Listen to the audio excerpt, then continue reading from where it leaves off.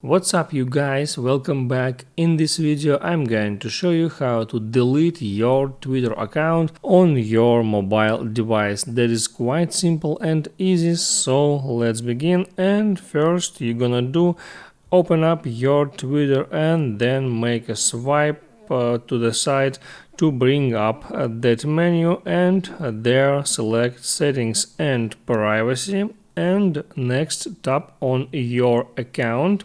And once you are on that screen, select deactivate your account. So now you are in one step of deactivation your account, so I highly recommend you to read all that information. And for example, if you want to download your Twitter data, you may tap there on that link and go through the process. And also, if you want to change your username, you don't need to deactivate your account.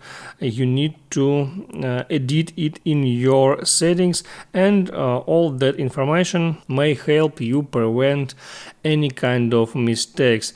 And once you read all that information, you can go to the process of deactivation your account. Just tap there on deactivate button and it's going to go ahead to deactivation process.